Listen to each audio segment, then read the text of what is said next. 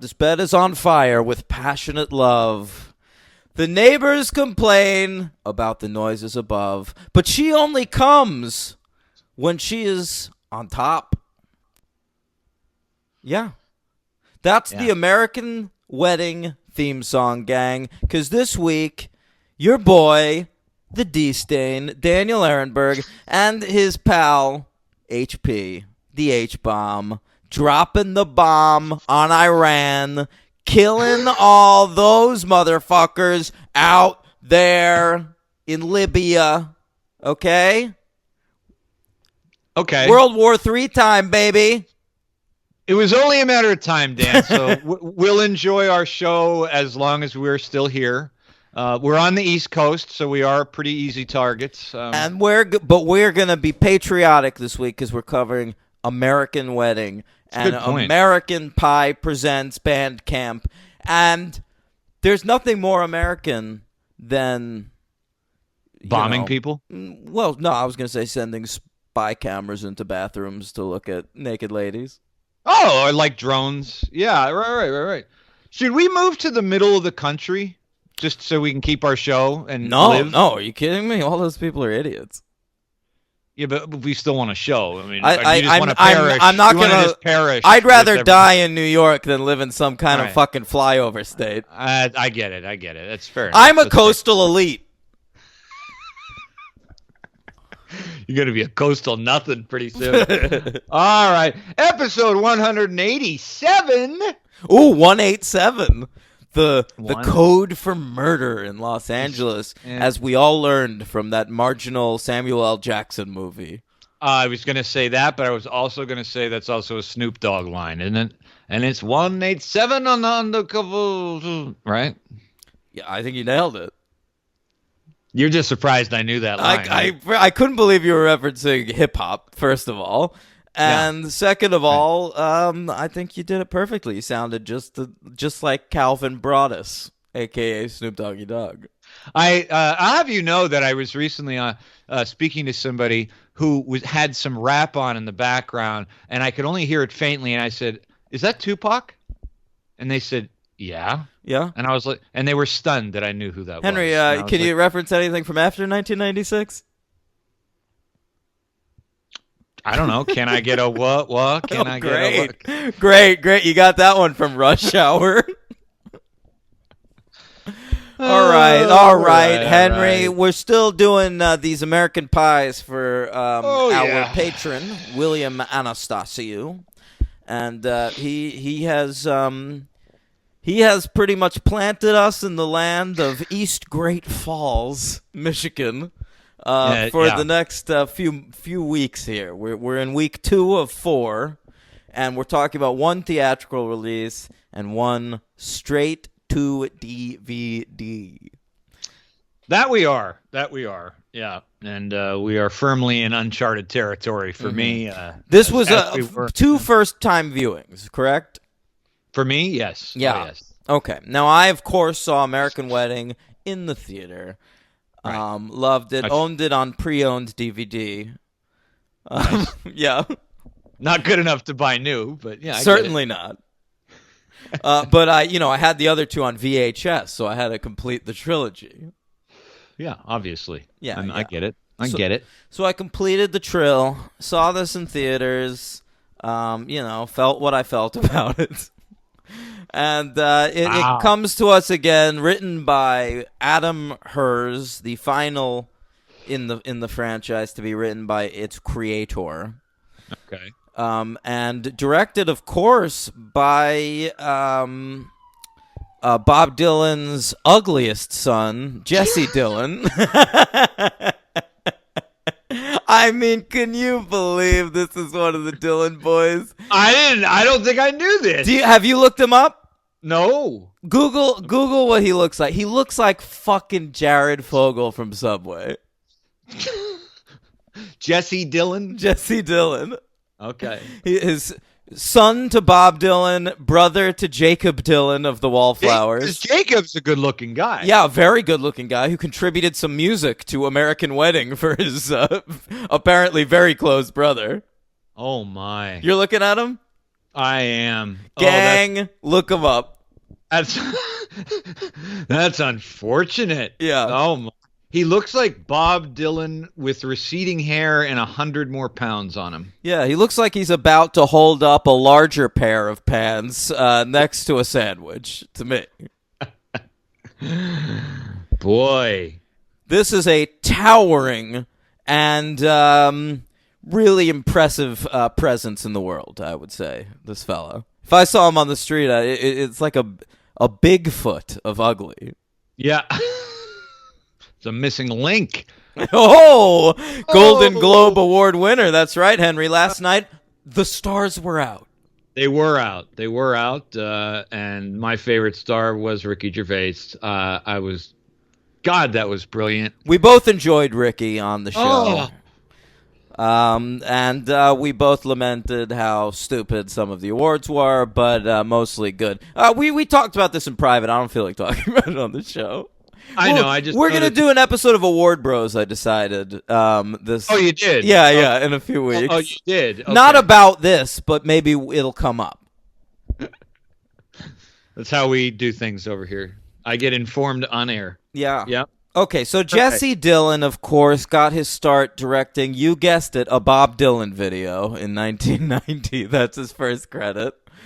Oh. Went on to direct such classic videos as a couple of Lenny Kravitz songs. And really? Not much else, yeah. Well, he did a big one here, I see. It ain't over till it's over. What? Yeah, he did the Will.i.am Barack Obama song. Yes, we can. There's a Will.i.am Barack Obama song called Yes, We Can. You don't remember that when it happened? No. Yes, you do. You're just not. Dude, we were friends when that was. Dude, that was everywhere, that fucking thing. I don't remember it. It had all celebrities in it, and it would change faces. ScarJo was in it. It was like, Do They Know It's Christmas? Right. By Band-Aid? Sure. Yeah. It or was, perhaps We Are the World by were, what is that one? It's like buddy. Peace for Africa or something. Yeah. No, it was all over YouTube. I remember that, dude, very, very well. It was, and it was huge.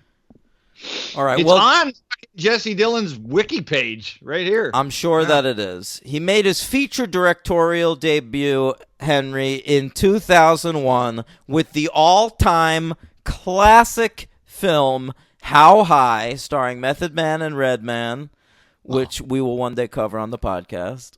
Sure. And he followed that up in 2003 with American Wedding, and then made the Will Ferrell unwatchable child soccer vehicle, Kicking and Screaming. Wow, this guy's done quite a few things. Okay. Oh, and that's it. Okay. Yeah. Since then, not much. Well, it's more than I thought. All right. He's made 3 movies, and they were all pretty big hits. But now I think, I don't know, what's he doing? Just hanging out, resting on that Robert Zimmerman cash. Yeah, I mean, he doesn't have to do anything ever. He never needed to do this. No, that's a good point. He didn't need us making fun of how fat and ugly he is. He could have avoided all of this ridicule he's getting just by not emerging from his house. That's right. He should have known that he was, of course, beaten with the ugly stick at birth, and I feel like he should be in a tower somewhere. Like Dylan should have like a castle, and this guy should be up in a tower. There was a tower where I had my firstborn, the Tower of Babel. His name was Jesse. Yeah. See, that's like a Dylan song. There's no melody and there's no rhyme or reason. It just goes on and on. You see? I mean, it was missing the poetic brilliance of a Dylan song and its multi-layered music with an incredible backing band. But yeah, no, that was no band. That was just him and his guitar. Oh, sure, from the freewheeling. Yeah, because he's such an accomplished guitar. All right. He is actually an underrated guitarist. There's no need for me to do that. Why am I doing that? All right, American Wedding. It came out AUG 1, Henry. August 1st, 2003, the day after my birthday. It was a big deal. A $55 million budget for this movie. Can you explain that? The nightclub scene. I mean, where is that on the screen? The helicopter shots of Chicago. That cost money to get up there in that chopper. I mean, I guess not $55 million. Are they? What are they paying Jason Biggs $20 million? Gonna say everybody's value went up, man. Everyone's getting Schwarzenegger money on this one. They gotta. This is like probably the only movie where Allison Hannigan was making more than January Jones in a film, right? Great point. We're missing a lot of actors from this third installment, and supposedly it was because they didn't want to pay as many actors. But if that's the case, how is the budget $55 million? I don't know, man. That's a high budget for this movie. That's It didn't really matter. It made 231.5, huge hit, number 25 at the box office for 2003. Right there in between other classics like How to Lose a Guy in 10 Days and Daddy Daycare. I remember 2003. I remember August. That was a good time for me in my life. I was having a good time. But I do remember 2003, as we've talked about. I don't think I was at the movies that much that year. There was not a good year. I wasn't a good year, but I was at the movies a lot that year. I was in 11th grade. It's really all I had going on. And, fair enough. I was at the theaters. I saw this in theaters. And I was feeling light, fun, and fancy-free that summer. The mission was accomplished. Sure. Yeah. Sure. You talking about high school or your virginity? No, I'm talking about the war in Iraq. Boy, I underestimated that statement. We accomplished the mission. Yes, I was in a hospital waiting room for a softball team member of mine who had passed out at a bar, and we were all waiting for her to get better. And I watched Bush come on the screen and in his cute little outfit. Very adorable, and I just remember swearing at the screen, but kind of discreetly because it was in Pittsburgh and you didn't know where you stood. Great point. But you couldn't go wrong. Just talk about how sweet he looked. Dude, he was a bombardier, man. He looked great. He looked great. Cute hat. Yeah. Henry, this movie won some awards, or was at least nominated for stuff. We've got that. How about the MTV Movie Awards? I want my MTV. Boom. Best dance sequence for Stifler at the gay club in Chicago. It won. Well, you know what, man? Despite myself, I found it kind of funny. Listen, Sean William Scott, you cannot accuse him of not giving his all in this movie. You cannot. He has thrown it all out there. Oh, my God, dude. And I was wanting to know your opinion on him in this because it's like he's sort of a saving grace at a lot of points. And that scene, well, we're going to get there, I guess, right? You go ahead with your awards. Okay, thank you, Henry. This movie was also involved in the Teen Choice Awards that year. Oh, well, guess what? Merlis clipped it. Merlis, my man. Let's hear that. It'll just take a second while I. Great stuff. Choice.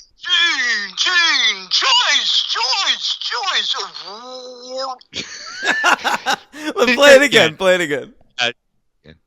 It's the teen choice award. I love it. I think it's an instant classic. Yeah, you didn't remember that ending, did you? No, I didn't. Kind of swallowed itself. I was charmed by it. Henry, this movie, Sean William Scott won the Best Villain Award for that year, even though he is clearly the hero of this film. Jesus Christ. All right. Yeah. And I loved it. I was like looking at it and it was like dudes who played like Hitler and shit. Like they were beat by Stifler. He beat Bruno Ganz for Downfall. Yeah. Yeah. Fucking it was nominated for Best Comedy Movie and it lost to a great comedy, Henry, Shrek 2. Obviously. There you go. All right. Sean William Scott was nominated for Best Actor in a Comedy Film. Good. But he lost to Adam Sandler for 51st Dates. Obviously. Yep. Allison Hannigan nominated for Best Actress in a Comedy. Nice. And she lost to Lindsay Lohan for Mean Girls, her signature role. Sure, Mean Girls, Yeah. That's right. Yep. And that's everything for American Wedding. But I also just wanted to point out that at the Teen Choice Awards that year, Donald Trump, our Lord and President Donald Trump, was nominated for Best Reality Star. And I'm so sorry to say he lost to Ashton Kutcher for Punk. Boy, I bet that still burns him up. He still thinks about that. He wants that surfboard. Yeah, man. That's why he did what he just did. He's still smarting from Kutcher. Yeah. Henry, let's talk about it. American Wedding starts with the classic James hit, Laid. Yeah. I knew the song. I didn't know who it was by. It was just one of those songs I've heard 3 billion times. I love the band James. Yeah. I have all their albums. How many albums do they have? A lot. They're still around. They're great. They're just called James? They're called James. I recommend to everybody out there there's a greatest hits or a best of James, and it's all killer, no filler, baby. Okay. Yeah. All right. James. Now, this is a signature song of the franchise, of course. People associate this song with American Pie because it played, and I didn't remember this. My friend Gallagher sent me the trailer to the first American Pie movie. That song is featured heavily. Oh, wow. Uh-huh. And it's not actually in the movie, but it's in all the advertising, and now finally it makes it into the franchise proper here at the beginning of American Wedding. It wasn't in American Pie 2 in any way? I felt like I'd heard it already. That's so funny. Yeah. Okay. Wow. No, it shows up for the first time here and then recurs in Bandcamp, which we'll get to. Very exciting stuff. Now, the film opens with Jason Biggs as Jim Levenstein, one of our finest comedy Jews. And he is at dinner with Allison Hannigan, of course, Willow from Buffy. And she is they've been together since American Pie 2 at this point. They're getting ready to graduate from college. So we're actually cutting forward a little bit. If American Pie 2 takes place in 2001, which is when it came out, then American Wedding can only take place the earliest 2005. Yeah, you're right. Unless they went to like a trade school and it was just a 2-year program. No, it seemed to me. They're in like lecture halls in that first one. I mean, in the second one. I know, I'm kidding, but you never know. Yeah. Listen, I like to get the canon correct, and I believe that they were in 4-year schools. 4-year programs, okay? What they major in? That's a great question, Henry. I want to say Jim at some point says engineering? God. I could be wrong about that. Yeah, what are they? Is Allison Hannigan majoring in flute? Maybe. See, that's at least plausible that she's a music major, but Jim conceivably has no talent in any arena. But they've got to be going to school in Michigan. What great music school is in Michigan? Probably it seems to me that they're just going to MSU. Yeah. Or I don't know. I'm not familiar with Michigonian ways. I think they fucked up. I think Allison Hannigan should have gone to like Juilliard, and Jim follows her to New York. Wow. How about that? And then how about you get another American Pie movie in New York, an urban pie movie. Maybe he sticks his dick in a hot dog. Yeah. No, I already know what would happen. He's at a hot dog vendor. His dick gets closed on the lid, and the hot dog vendor tries to put a bun around his dick. Great stuff. Okay, and it's served to Stifler, and he takes a bite out of Jim's dick, and that way you get gay panic for Stifler, and also a Jim dick injury. Which is a classic, of course. Exactly, and Jason Biggs gets to do his like silent, his overplayed thing. Yeah, he'll love it. Yep, perfect. Yeah, he was pretty laid back in this movie. I feel like there wasn't that much of that, except for the pube scene when he shaved his pubes. He isn't my LVP this time. I'll tell you that. Why would he shave his pubes the day before his wedding? He is a fucking moron. But like. Shouldn't he at this point know that when he tries out new things with his dick, it never goes well? He tried out lube. It turned out to be super glue. He tried to fuck a pie. His dad walked in on him. He tried to come into a sock. His parents walked in on him again. Yeah. And, he's got a soon-to-be wife who's clearly doesn't have an issue with any of that. She doesn't give a fuck. No, not at all. He's one of the dumbest protagonists I think we've ever covered on this show in 187 episodes. But what's frustrating to me about him is that he seems self-aware. Like, he understands that he's prone to making mistakes. And so if you're that aware that you're prone to making mistakes, why shave your pubes and towel them out of the window? What do you call that? He shakes the towel of pubes out the window. I think it's just shaking the Why would you do that? Why, when you're about to propose to your girlfriend, would you let her drop down to her knees under a table in a restaurant and suck your dick? Something's going to go wrong there. Well, that's true, but you kind of can't control that impulse. So you can't what? You can't say no? Nah. I mean, what are you going to say? You're going to say, honey, not here. Yes. If I was in a fancy restaurant and I was about to propose to my girlfriend and she started getting on her knees to suck my dick in the middle of the restaurant, I'd be like, honey, what are you doing? You're being a weirdo. I mean, I would too. Completely, I agree with you. I totally understand.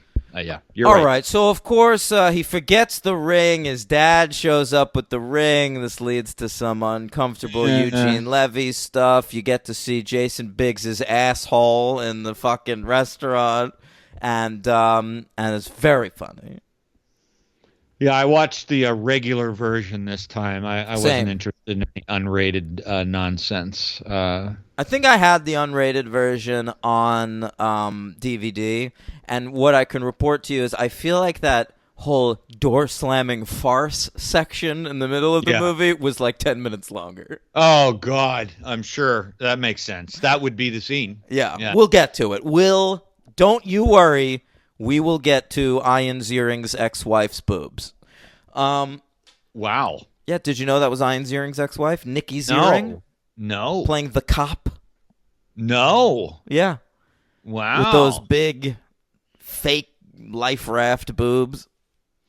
Ian Ziering.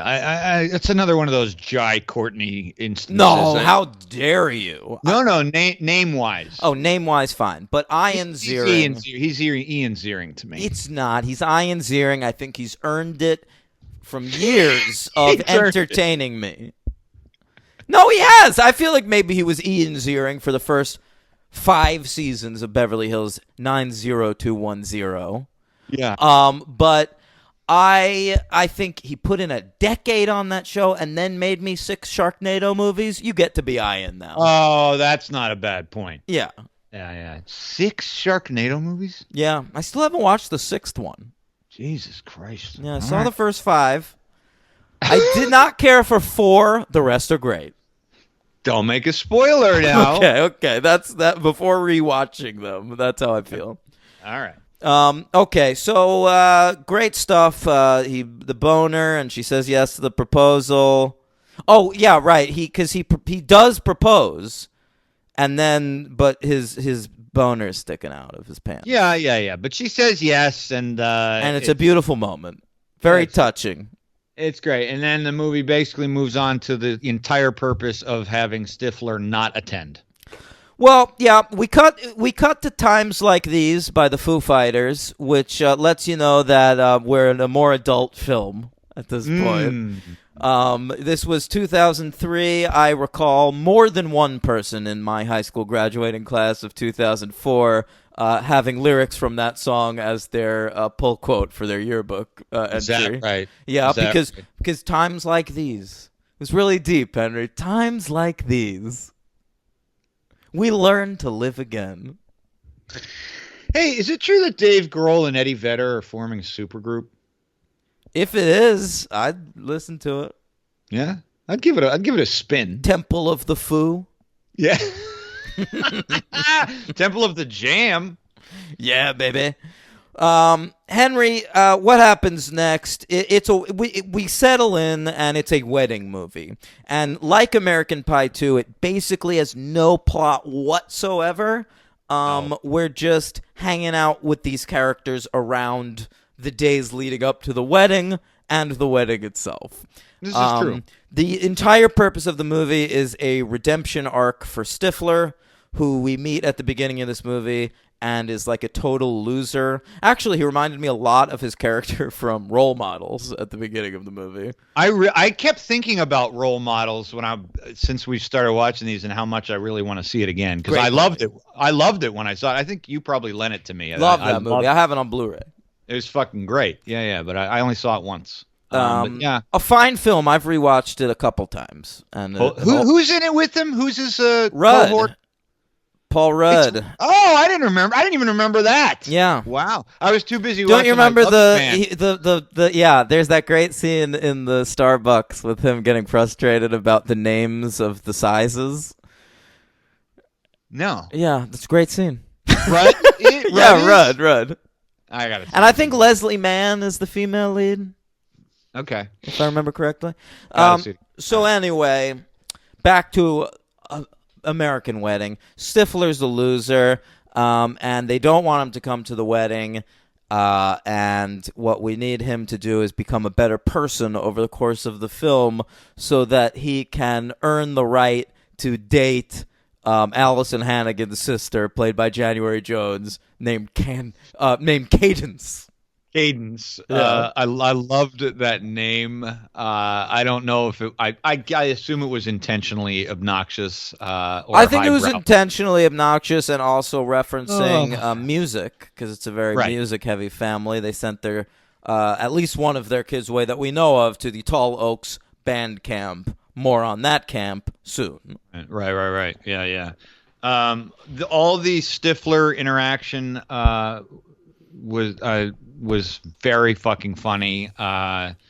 He, and like Dan said earlier, he is all in. He loves this character, and it's fun to fucking watch him do it. Henry, let him loose. He's pushing too hard in this one.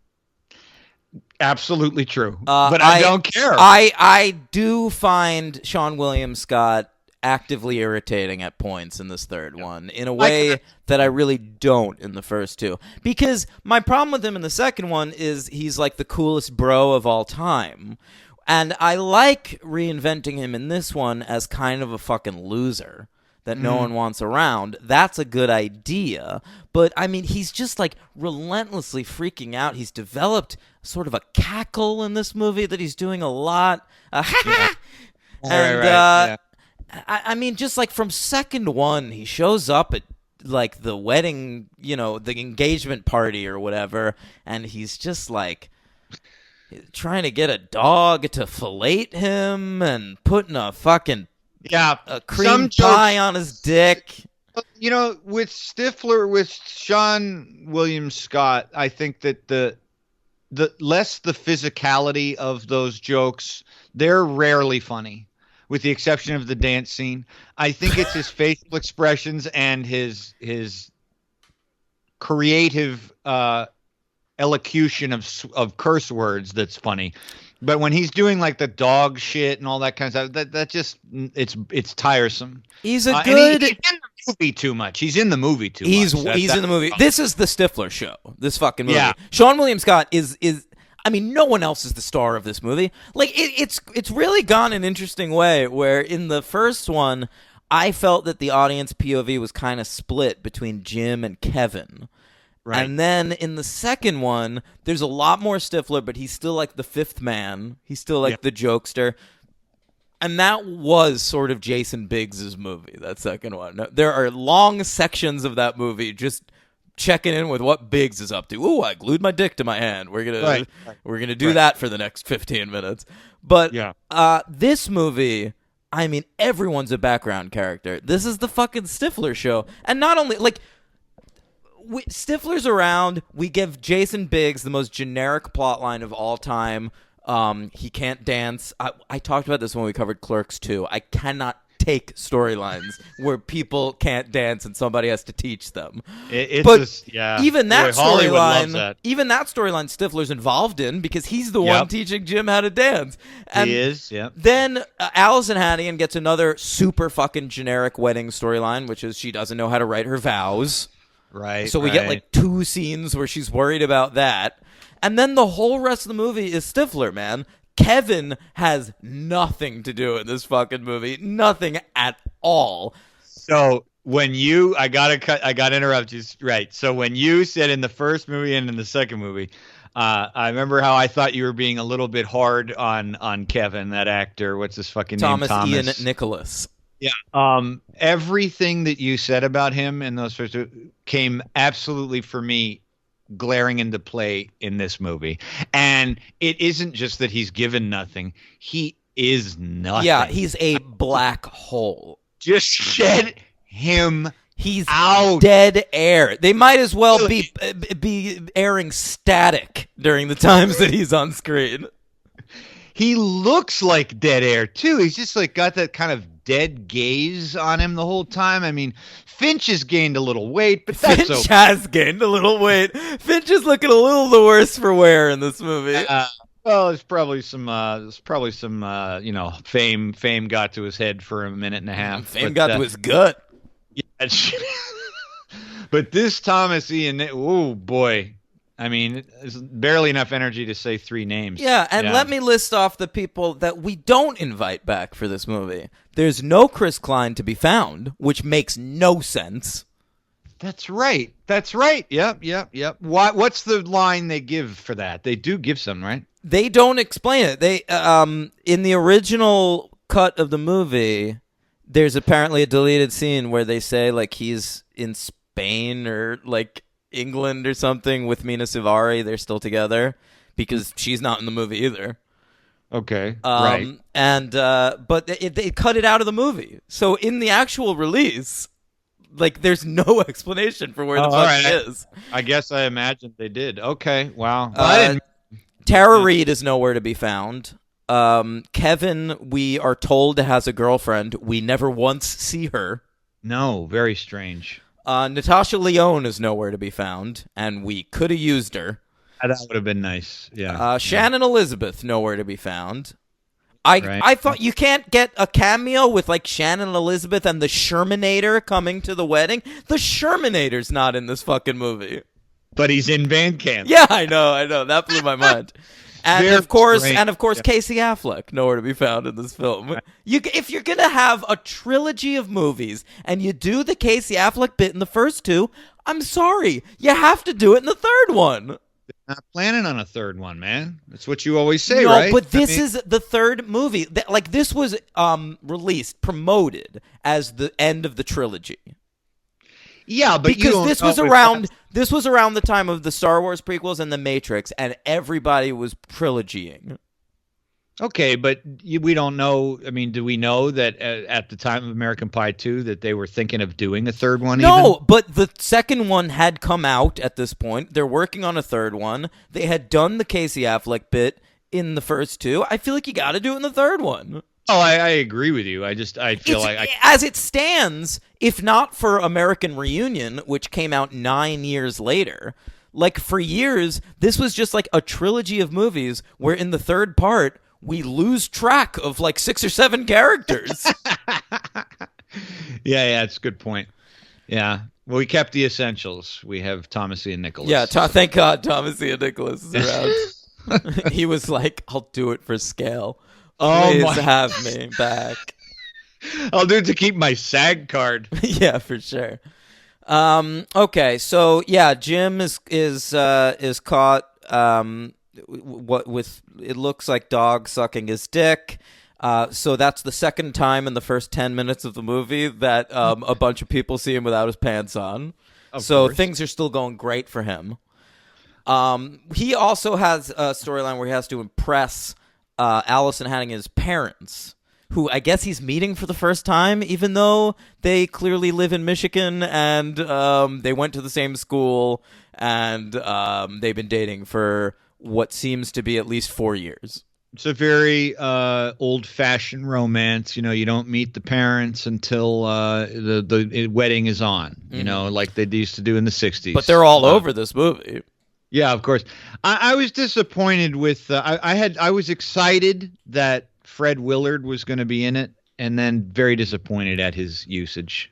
Me too. But I thought he was funny, and he made me laugh out loud once, which is more than I can say for most characters in the movie.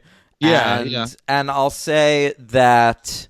You know what does annoy me though, and they're better about this now, Hollywood. But at the time of this movie. Think about stuff like Meet the Parents. Anytime we had like a dad and a mom, like the in-laws meeting the in-laws, it was always like a funny famous guy playing the dad and then just like some lady playing the mom. Yeah. Can't you just cast a funny person like in both roles? Yeah, well, women aren't as important. Why couldn't the mom be like Catherine O'Hara or something? Well, actually, that's funny you said that because when it was on, I actually had that thought. I was like, I wonder why, because they got Levy. You got Willard and Levy. Yeah, I know. It's weird. That was odd. It was funny for me because I know that actress he'd been in a lot of stuff, but immediately she popped into my head when I was like, where do I know her from? And I was right. That's right. It's Ryan Gosling's mom in Half Nelson. Great memory, buddy. But, I mean, it's the same with Jim's family. Like, he's got Eugene Levy as a dad and some lady as his mom. Now, that's really true. That poor Molly Cheek. Yeah, she's in 3 movies, and she's given nothing to do, ever. That is funny. You're right. I mean, yeah, especially when you're going to get Fred Willard. I mean, Jesus Christ. Give him somebody to play off of. Right, exactly. Real quick, favorite Fred Willard role? Of all time? No challenge. Easy answer. Best in Show. That's the right answer. Mm-hmm. Although he is one of the best parts. I know you don't like the movie, but of A Mighty Wind, where he's like an old TV star and he's just constantly like fitting his catchphrase into conversation. He goes, "What happened?" I do remember that. Yeah. It's fucking funny. I forgot about that. Yeah. What happened? Okay, that must have been the only thing I was laughing at in that movie. All right. So the one line in this movie that made me laugh was his toast, like at like the party right before the wedding. He's trying to like be a little bit, add a little Jewish stuff to like appeal to Jim's family. And yes, I know what you're gonna say. And he says, "Let's hope we can sit many happy shivers together." That was very funny. Yes. Yeah. that. Fred Willard's one of the best idiots, playing idiots that you can ever see. Perfect. Love He's Fred Willard. Fucking genius. He can jerk off in public as much as he wants. Did he do that? I don't know this. Oh, yeah, he got arrested for that a few years ago. It didn't really affect his career. What was he in a bathroom at least by himself, or? I don't recall, Henry. It might have been like a Paul Rubens situation. Oh, all right. I'm looking right now. Yeah, I didn't know that. Okay. Yeah, it's okay. But he's allowed. It's fine. Let Fred Willard stroke his cock. He's given us so much entertainment. He was in an adult movie theater. There you go. It's engaging in a misdemeanor lewd act in an adult theater in Santa Monica Boulevard. All right. He was feeling horny. He stopped in to see some porn. Someone's got to teach him the internet and everything will be fine. Nobody was hurt, it looks like. Okay. Nobody was hurt. That's all that matters. Okay, so we get a planning the wedding montage set to a Badly Drawn Boy song, which heavily appealed to me. One of my favorite artists ever. Well, you really were in heaven for these movies for the music, weren't you? Although, I gotta say, we took a dive in this one. Because in the first two, we're prime in that number band era, Blink-182, Sum 41, and that stuff appeals to me. In this one, I feel like we're getting like the next tier after them. So there's a good Charlotte song in this movie. There is an All-American Rejects song in this movie, and I am not feeling that shit. Were you feeling it at the time? No, not even. No. Not even. I was over like the pop punk genre. It had wore out its welcome by this point. Yeah. But anyway, we cut to Chicago because we have another wedding mission. Michelle wants a dress by a particular designer who happens to live just a hop, skip, and a jump away in Chicago. And we conveniently don't know the gender of this designer. The person's name is Leslie. So perfect, great, easy comedy, folks. If you're writing a comedy, right? Am I right? Yep. So they all split up and go into different bars. Stifler goes into this one bar, and it turns out it's a gay bar. And he doesn't recognize it at first, and he's walking up to people talking. There's a trans woman, and that's played for hysterical laughs. And then one guy named Bear tells him, "Look around!" And it's exactly like that scene in Chasing Amy where he looks around the club and sees like women kissing. It was driving me crazy. I couldn't remember. Okay, because I feel like I've seen that scene in a million fucking movies, but that's the scene I was thinking about. But in Chasing Amy, as you would agree, I'm sure they do that very funny. She goes up and runs up on stage. Oh, it's the scene where Affleck thinks Joey Lauren Adam is serenading him. And then it turns out that he's serenading like some woman in the audience. And a lot of the reason that scene works is the direction by Kevin Smith and Jason Lee. Jason Lee's reactions are hysterical. Right. And so in this one, it doesn't, I will say that despite that creeping up on me, like, oh boy, where's this going to go? I was at least happy to see that it wasn't as horribly bad taste as I thought it would have Agreed, although I felt that Jim had a particularly homophobic line when they find Stifler at the club. Jim just says, "Hey, how'd you drum up the nerve to check out a gay bar?" Like like he needs like to muster up some courage to go hang out with some gay people. That's funny.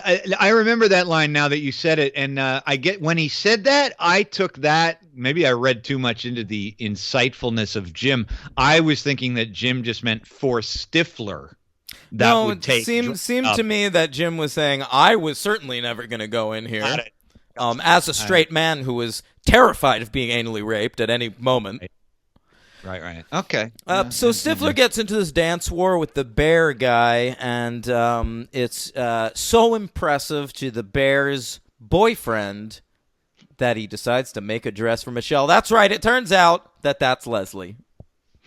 That's correct. Yeah. That is Leslie. I don't know if it's his boyfriend, but it's at least friend. Yeah, they're hanging out at the bar together. And that's a scene that really, really shouldn't work. And I would say that it doesn't.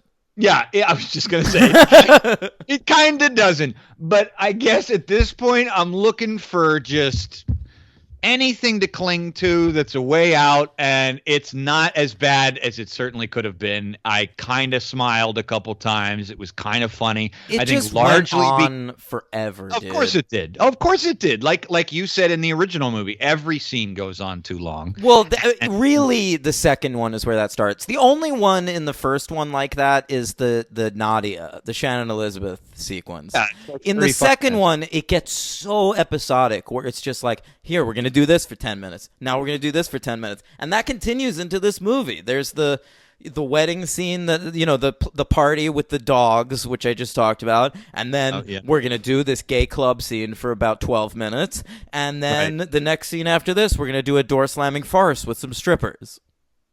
Right. Yeah. So is that what we come to somewhat next, I guess, in our it's of course Stifler planning Jim's bachelor party, it happens to coincide with the night that Jim is going to take out Michelle's parents to show that he's a great guy, and so it doesn't go so well. So they have to hide the party. You've got Bear wandering around wearing assless chaps. Right. And he pretends to be a butler, which is great. I do like the moment where he backs out of the room and does a little flourish. For a big guy, his physical comedy is pretty funny. Pretty lithe for a big guy, He's pretty live. Yeah, lithe. Yes. Meanwhile, Jim has a turkey in the oven, and Eddie K. Thomas Finch, he has slathered himself in chocolate sauce so that the strippers can lick it off of him. But now he's hiding underneath the sink, and Stifler's in a closet, and it's a real laugh riot. It's like fucking Noises Off in this house. That's completely what it is. Yeah, like American Pie. It just turns into an episode of Frasier, but with tits for 15 minutes in the middle of the movie. In other words, an episode of Kelsey Grammer or Benny Hill. Yeah, it's true. It is like that. Yeah, there's that one scene where her boobs, Ian Ziering's ex-wife's boobs fall out, and they pretend that she's Jim's cousin from another country or some shit. Yeah, I like that Fred Willard looks at her boobs, and the wife gets jealous for a second. And I like that Bear says his name is Mr. Belvedere. That's true. Well, of course, one of my favorite shows as a little kid. I was a big Mr. Belvedere fan. More of a Benson man myself. I liked both. Benson was great. Sure. I'm not into soap, even though I did watch it sometimes. I was a soap fan. Yeah. I never dropped it through 4 seasons. You were around to drop it. Fuck out of here. I watched every episode though. That was a show we had to watch a bunch in college. That's right. I remember you telling me that. That's right. Okay, yeah. Billy Crystal, of course, not the best part of that movie. Oh, show. Cool. All right, what happens next, Henry? We get to shaving the balls. We pretty much talked about that. Oh, then there's the whole thing where Stifler has to hold Michelle's grandmother's ring. There's a whole storyline in this movie where Stifler wants to hook up with January Jones. Yeah. So he drops the Stifler persona and pretends to be a nice guy, which causes Michelle's parents to like him. Which I found funny. I found funny too, and I enjoyed it just because he's intentionally calming down the Stifler persona, which I'm becoming increasingly annoyed by. Right. And so it was a welcome reprieve in the middle of this movie. I like it in the first instance we see it. It's the best part of that when iteration. He's pretending to fuck the mom from behind in the... Okay, great. in the restaurant when Finch is on it's the not other a restaurant. side. It's like they're picking out cakes for the wedding or something. I don't know. Yeah. Well, Finch is on the other side, and they're both looking at him like, "What the fuck are you doing?" And it's like the reveal that he's doing it. Pretty funny. And Finch does his thing too, where he pretends to be Stifler, and frankly, Eddie K. Thomas doesn't really pull it off. Well, no, he doesn't, because he's not that talented. But I appreciated the effort. Me too. It occurred to me, Sean William Scott, big Jack Black fan. Very possibly. Holy shit! I don't know why that didn't occur to me in the first two, but in this one, it was like, I mean, wow. although like everyone had that around 2003, like that was what comedy was. This manic energy. Yeah. But not everyone Ben does. Stiller had it. Will Ferrell had it. Vince Vaughn had it. That's what movies were until Apatow came along. I guess you're right, but I mean, not many do it that well. I mean, Jack Black is the original for that one. Maybe Jim Carrey, actually. Yeah, for that Carrey. one. Well, I mean, Jerry Lewis, if you want to go back, Henry. Or we could go back to the little tramp himself, Charles Chaplin. Charles Chaplin. I think Charles Chaplin was the true forerunner of Steve Stifler. I see a through line that has never been said before in what you just uttered. From Chaplin to Keaton to Lewis to Carey, okay? To Martin Short. To Martin Short, of course. Of course, the great Martin Short. And then we come to, of course, Sean William Scott. All right, and that brings us to today, Kevin Hart. Ooh. Is that where that ends up? I think so. Okay. I think that's where we are. All right. He got in trouble recently, didn't he? It was a while back. Yeah. Henry Stifler at this point unwittingly feeds the wedding ring to the dogs, and they shit it out. And for some reason, he puts the whole shit with the ring into a little pastry thing. And Michelle's mom, she wants to eat this, but Stifler knows that it's shit, not chocolate. And so he shoves it in his mouth himself and eats shit. Did you love this sequence? No, I did not. I am not really ever a fan of fecal eating shit. Yeah, fecal eating matter. What about Pink Flamingos? I've never seen. In many ways, they say Jesse Dillon is the modern day John Waters. I get it. Yeah. I see. I'm sure in person too, he's just as entertaining as John Waters. Definitely. Henry, meanwhile, what happens next? January Jones sees Stifler being an asshole finally and dumps him. Yeah, I gotta say for January Jones, her credit, I think I've probably been a little hard. We've covered her on X-Men First Class. Correct. And was that the only thing we ever covered her? I don't know. Maybe. She can be wooden, but I thought she was actually pretty good in this. I think I always liked January Jones more than you. I actually like her in X-Men First Class, and I thought she was perfectly charming in this, even though really all she's asked to do is to be a very sweet, lovely, pretty lady. Right. She is charming in this.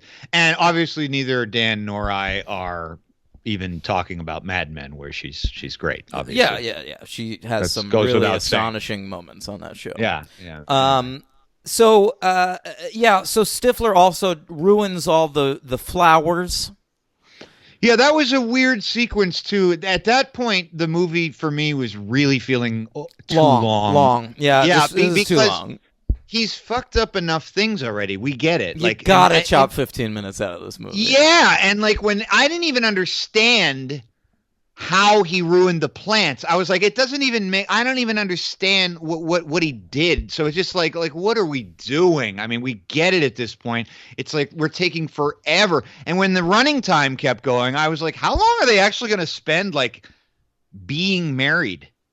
And it's like It's like 90 seconds. So they're not married at all. Like they pretty much end with the I do's. I mean, it's too long, this thing. Okay, so so Stifler fixes everything. He gets new flowers. He's coaching a high school football team, and so he gets them all to help with the flowers. It's very funny, and wins back January Jones. Accidentally, how far do you think he goes with Jim's grandmother in that closet?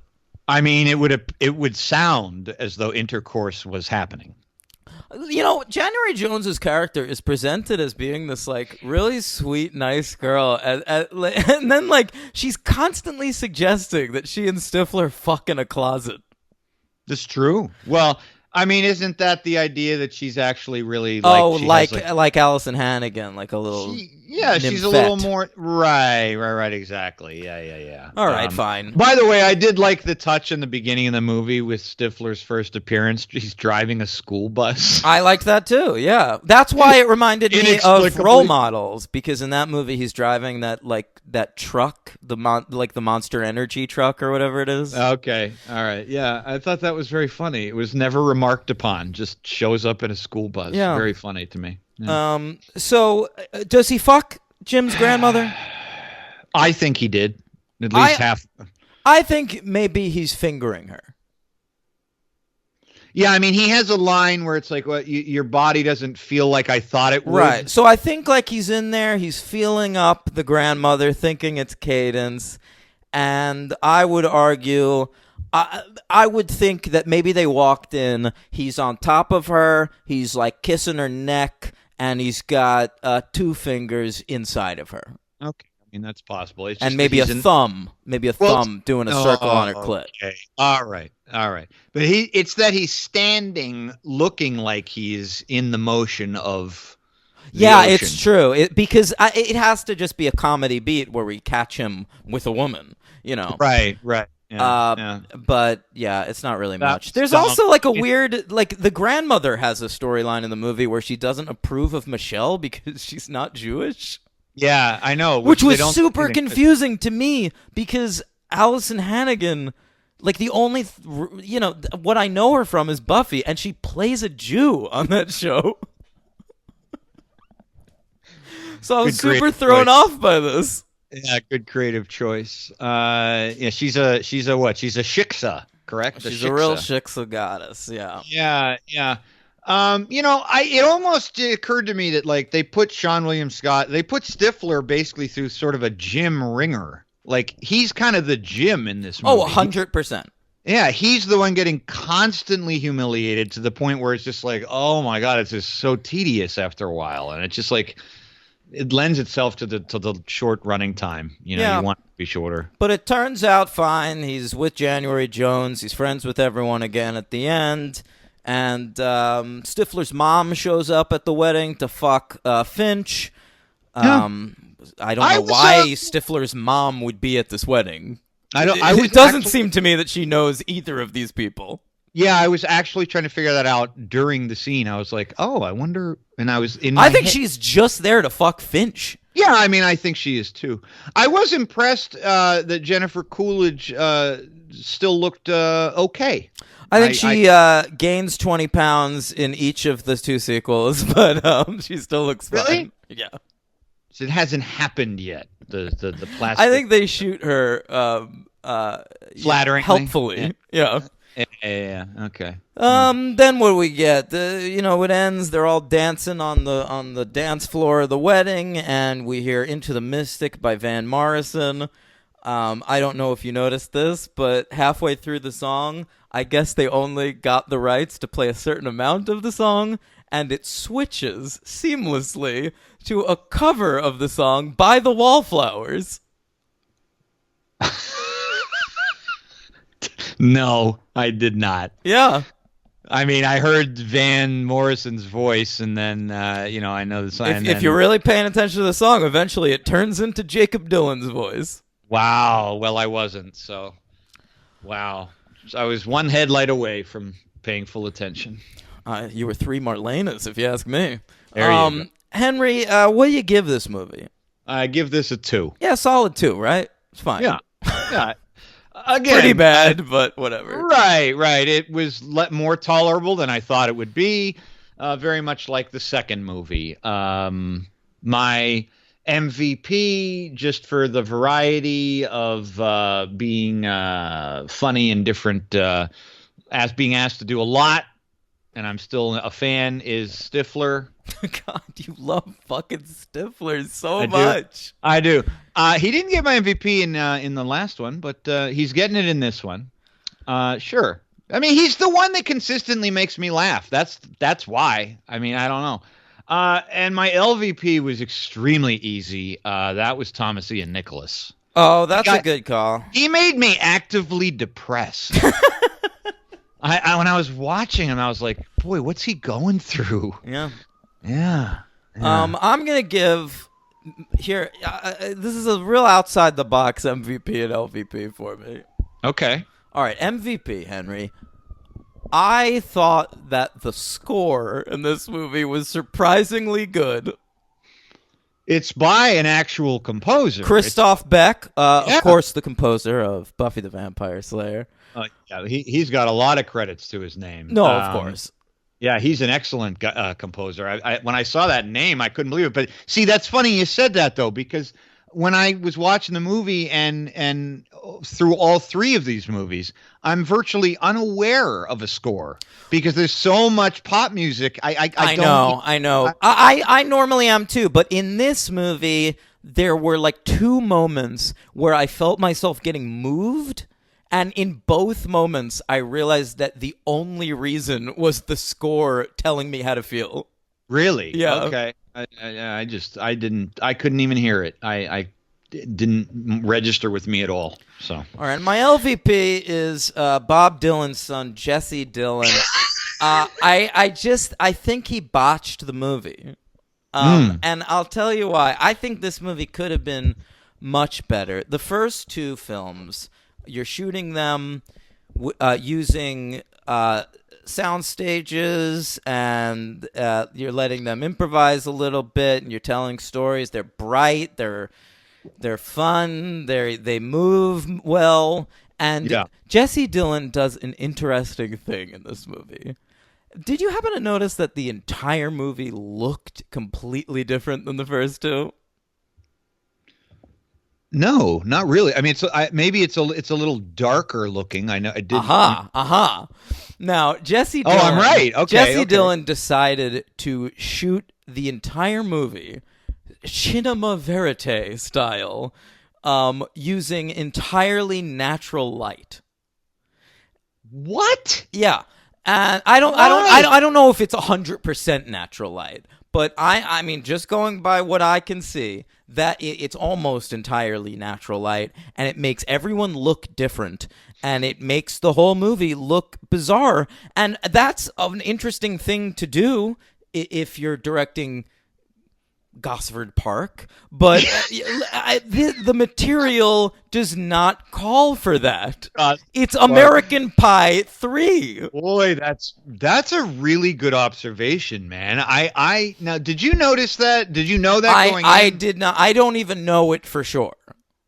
Like, I didn't read this. Well, then I'm a little proud of myself because I didn't think of it until, I mean, you're saying it. I really had to picture some of the scenes in my head, and you're right. I mean, that's the only thing I could think of, but so that's why. It seems to be shot on film because there is grain involved, and he's using natural light, and it's just so crazy. Like, the movie, it looks like a fucking Coen Brothers. I mean, no, it doesn't look that good, but he's a big fan of Barry Lyndon. He wants to shoot everything with candlelight. No, it is like that. Yeah, or like Days of Heaven or something. But he's shooting the movie like that and then just playing like Good Charlotte in the background. This is the anthem. Throw all your hands up. You'll want to feel me. Sing if you're with me. Oh, God. Yeah. All right, Henry, right. Should we... Oh, you have a superhero count for that one? I do. January Jones, X-Men First Class, I'll tell you that much. Easy. We got this first.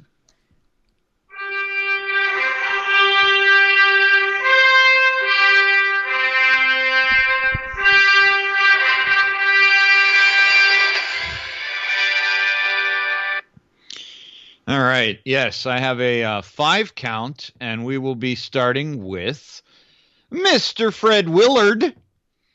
Fred Willard. You wanted me to react. Sorry. Yes, Fred Willard. Wow. Hey. Oh, I didn't. I was pulling it up on my phone, so I was pausing. I needed the beat to pause. Sure. I'll try to help you on the next one. Thank you. Yeah, thank you, though. He played a speedway announcer. Makes sense. In the cartoon 2004-2005, The Batman. Sure. He was also President Garner in Lois and Clark. Love that great choice for President Lois and Clark. Well done. Yeah. God, I wish he was our president, Fred Willard. Yeah. I mean, we already have one who jerks off in public, probably, exactly. so why not? Right. January Jones, as you said, Emma Frost in X-Men First Class. Eric Allen Kramer. Who's that? He's the How bear. come everyone in this fucking movie has 3 names? That's a good point. He plays Bear. He's the bear. Yeah, I recognized him from something. Well, I doubt you recognized him from this, but I'd be impressed if you did. He was in the 1988 TV movie The Incredible Hulk Returns. He played Thor. Wow! Holy shit! I can picture him. He was a lot fitter back then, but you saw that? Yeah. Might have, but I wasn't. I think Daredevil's in that too. Should I watch this? I mean, no, but you can. Daredevil? He's on Lodge 49, the AMC show. That's what I know him from. All right. Wow. Incredible. Now, you still got me stuck on that they put Daredevil in that. Jeez, yeah, he's wearing his all-black outfit. Wow. Yeah. Okay. All right. He also played a character named Drull, Drull, in Lois and Clark. Sounds good. Doesn't it? Lauren Lester, a man. That's right, Lauren. Lauren. There you go. They could have named the gay dressmaker that. Well, this actor played a celebrant. I guess he was at the wedding. And anyway, he played recurringly. It's his role, clearly, in Batman the Animated Series and many other things. Dick Grayson as Robin, Nightwing. He's also in Batman, the Brave and the Bold as Green Lantern, the Hal Jordan iteration, and made his little appearance in the Avengers Earth's Mightiest Heroes. That's right, Danny Rand, Iron Fist. Ooh, a bunch of good superhero characters. And one more to go, which I want you to get. Right, that's right. You're excited. David St. James, who played a hotel clerk in this movie. How am I going to get this? Because I'm going to tell you the character he played in this project. Okay. He plays the Archbishop of Canterbury. Canterbury. Now that lends itself to Superman. The bottle city of Candor. Okay, I didn't know that, but no. Okay, then I have no idea. Favorite shows ever. One of my favorite shows ever? Oh, Preacher? Yeah. Oh, he's in that? Yeah. I don't know who the fuck that is, but sure. Oh, and that's it. Okay, H-Dog. You ready to present some Bandcamp? So, December 26th, 2005, just in time for the post-Christmas season. That post-Christmas buying spree you always hear about. Yeah, true. That's true. Wait, you said December 26th? December 26th. That's Boxing Day. Boxing Day, of course. Yeah. Big deal. This American Pie Presents Bandcamp comes to us like a bolt from the blue. I am, of course, working at Blockbuster at the time. I rented the film as one of my 5 free rentals for that week. Okay. And I don't think I made it through it. Really? Yeah, that would happen to me from time to time. I would rent like direct-to-video stuff, like Jean-Claude Van Damme movies, just to see what they're like. And then if they weren't like pulling me in, I would turn it off. So I shut this movie off just after Eugene Levy's first appearance. Boy, that's saying something for you, because you're not like me. You will usually stick it through. It was a different time. I had 5 free rentals a week. I was trying to get through all of them. Yeah, fair enough. December 26th. I probably rented this at the same time as like Capote. Yeah, that was my. I was in New York. I was living in the BX. Day after Christmas. Probably a lot of unfortunate Barnes & Noble experiences at that point. But yeah. No knowledge of this being on DVD at all. And I had a Blockbuster right near my apartment, which was amazing. You could have rented this. I absolutely could have rented it. It would have been better than renting Equilibrium. Remember that story? Whack, whack. All right, same place. Yeah. All right. This movie had a budget of $15 million, which on the one hand is significantly less than the 55 they had for the last one, but on the other hand is very high for a direct-to-video release. Yeah, I mean, what has been we've been doing direct-to-DVD. Those Leprechaun movies were like $2-3 million apiece. Okay, I didn't remember. I was going to ask you, what's the barometer for that? Yeah. All right. Okay. This is directed by Steve Rash, the incredible filmmaker. Now listen to this guy's career. He got his start, his first film, The Buddy Holly Story. Gary Busey, nominated for an Oscar, okay? So right off the gate, he's directing Oscar-nominated performances. What a great career this Steve Rash is going to have. He follows that up with Under the Rainbow, which is sort of like a behind-the-scenes Wizard of Oz movie. Okay, yeah. That tanked, I think. That's so funny. You said Under the Rainbow. I was immediately thinking you meant Under the Volcano with Albert Finney. I was like, wow, that's rather distinguished. No. He then directs the classic teen comedy Can't Buy Me Love with the Dempster, Patrick Dempsey. He pays a girl to be his girlfriend, and it goes very well for him. Big when I was a kid. I saw it. Me too. Yeah. Followed that up with a movie I've never heard of called Queen's Logic, but we could skip right over to Son-in-Law, Pauly Shore's second best movie. No, third best. The Wheeze. Third best, because Biodome and Encino Man. Obviously. Those are better than Son-in-Law, because Carla Gugino is great as the love interest. Yeah. And then I would say after Son-in-Law, you want to put, I would say In the Army Now and then Jury Duty. Am I skipping any? Oh, I wasn't listening. I'm sorry. Oh, great. Order Up! That is an order up that I will not be able to participate in. Maybe I can mediate it. Oh, I would like that. Yeah, between you and you. Yeah. All right. He followed that up with the Whoopi Goldberg basketball dramedy, Eddie. Oh, boy. She's coaching the Knicks. Ooh. Don't you feel like the mid-'90s were a time where we were putting professional basketball players in a lot of movies? Oh, we certainly were. We had Kareem in Forget Paris. A lot in fucking Forget Paris. There's like 1,000 people in that movie. Patrick Ewing's in that too, and I think John Starks, and a bunch of people. And we have Michael Jordan in Space Jam. Yeah. There's Penny Hardaway was in like Above the Rim or something. Wow. Yeah, and I think Larry Johnson was in a movie. Okay, and what's the guy's name? Ray in He Got Game? Ray Allen and He Got Game. This was like a weird time, not to mention Shaquille O'Neal and Kazam and Steel. Obviously. Wow. What a time. What a time to be a basketball player / actor. It really, really was. Yeah. I remember in the late 90s, I was watching a lot of Lakers games. I think I was trying to reconnect with some nostalgia I had from my childhood. And the Lakers were starting to get it together. That was during the Shaq-Kobe times. It was Kobe. I actually have actively remembered. Academy Award winner, Kobe Bryant. That's right. Academy Award winning rapist, Kobe Bryant. Right.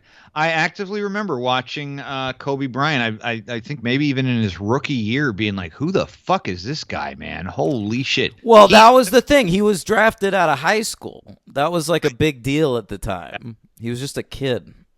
Mm-hmm. And that's why he's very stupid to this day.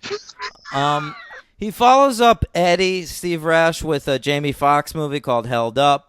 Then a Charlie Sheen movie I've never heard of, which is saying something, called Good Advice. And then it's direct-to-video sequels for the rest of his career, baby. Xenon Z3, the sequel to the Xenon franchise on the Disney Channel. American Pie presents Bandcamp. Bring It On, All or Nothing. Bring It On, In It to Win It. Road Trip presents Beer Pong. We definitely should cover that. That'll happen. And finally, it looks like his most recent film is about a Native American lacrosse team, and it's called Crooked Arrows. Oh, no. And it seems to star Brandon Routh, which I'm not sure he can really pull off being a Native American. That movie sounds really bad. That came out in 2012, right on the cusp of people caring about that sort of thing. Oh, my God. God, Arrows is even in the title. Yeah. Jesus Christ. The film was written by one Brad Riddell, Henry. Yeah, Brad Riddell. You familiar with Brad Riddell? I mean, I'm looking at him right now. This was the first thing he ever wrote. He's also a stalwart in the direct-to-video sequel game, having written Slapshot 3, The Junior League, and worked twice more with this director. I guess they got along. Road Trip, Beer Pong, and Crooked Arrows. They're buds, man. Crooked Arrows, that seems to be like their passion project. Steve and Brad. Rash and Riddell. Riddell, double the comedy R. team. The comedy team of Rash and Riddell. Yeah, you can trace their beginnings all the way back to the little tramp himself, Charles Chaplin. It all goes back to comedy. There was no comedy. I want you to know that before Charlie Chaplin came out with The Kid, nobody had ever laughed in the history of time. No, there were no jokes, no comedy. Charles Chaplin, the little tramp, he invented comedy. He took his cane out, he bent it and almost fell down, and everyone was like, that's something new. I think we're... What's happening to me? What's happening? What is this new emotion, I say? Ha! What's the sound?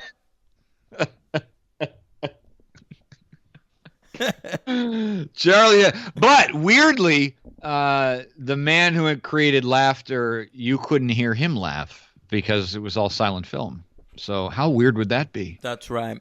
And I'd also like to say Rash and Riddell probably descend from the greatest comedy team of all time, Henry.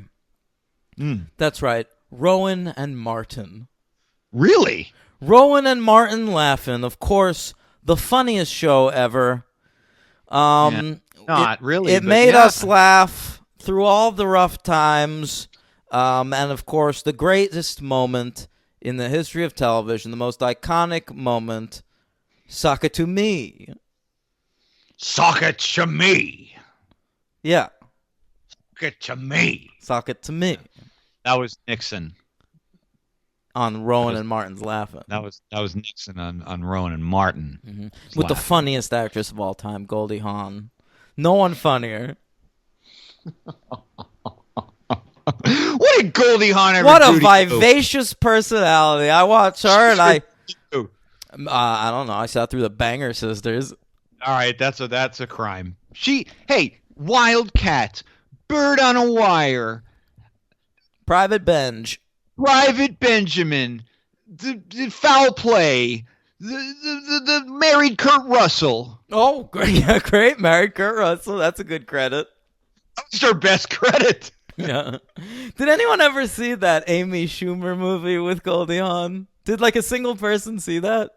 I know what you're talking about. Yeah. Maybe a single person did.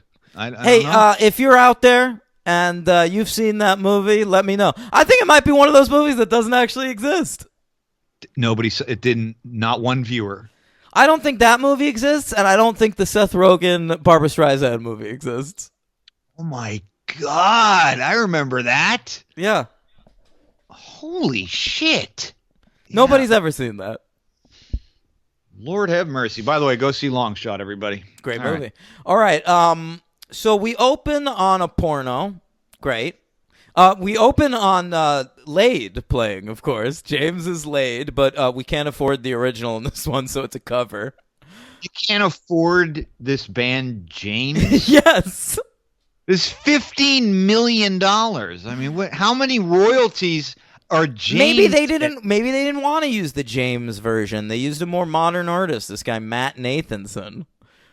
So he does a generic version of James's Laid, which fades into the school band playing James's Laid, which is very weird choice of song for the school band to be playing. Yeah, I thought that was bizarre. And I don't understand anything that's going on in this scene because the conductor is a student. Yeah, and she's not really conducting. she's waving her hands about. Just kind of, yeah. You skipped right over the, the porno part?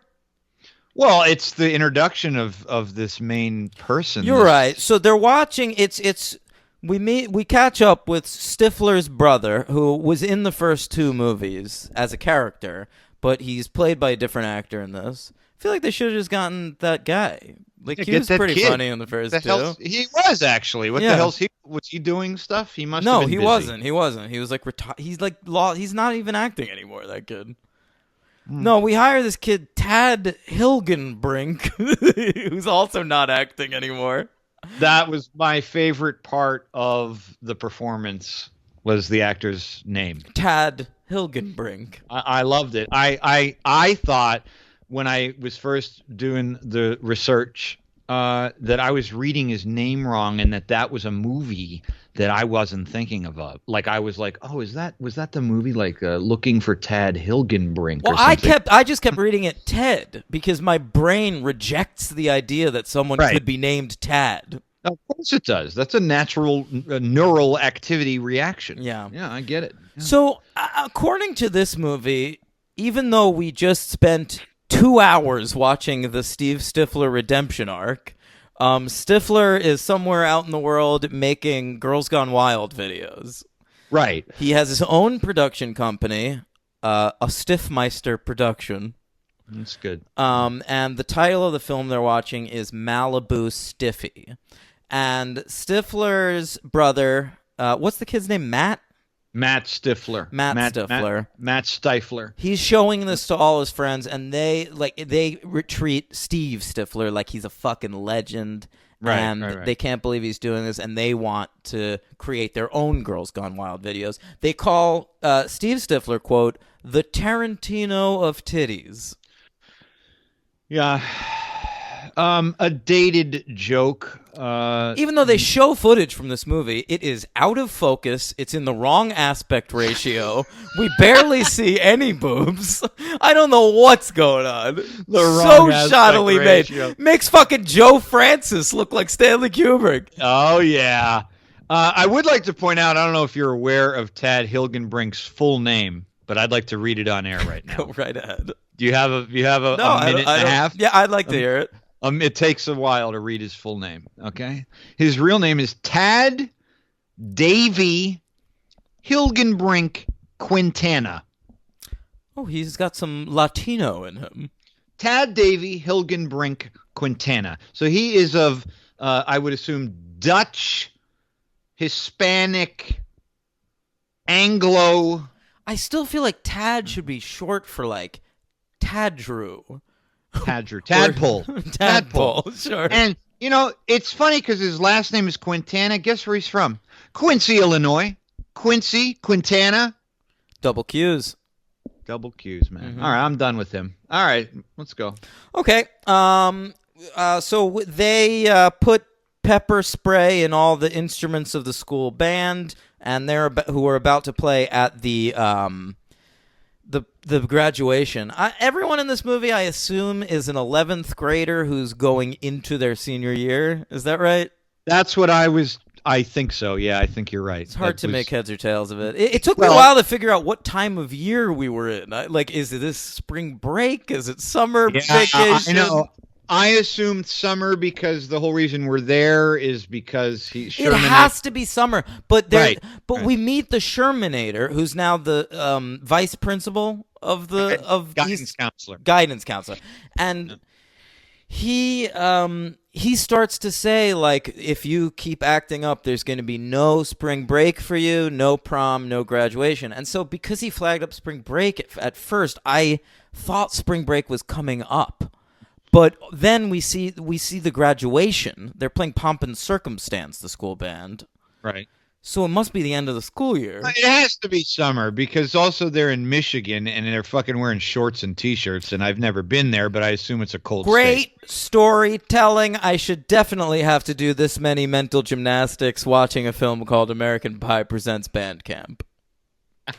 Okay. I want to point out just really quickly, Henry, playing the bass drum in the band is the actor Omar Benson Miller. Yes, he's in my count. Another 3-named actor. Right. Yes, he's in my count later. Now you don't know this, but he's very significant to the franchise. Ooh.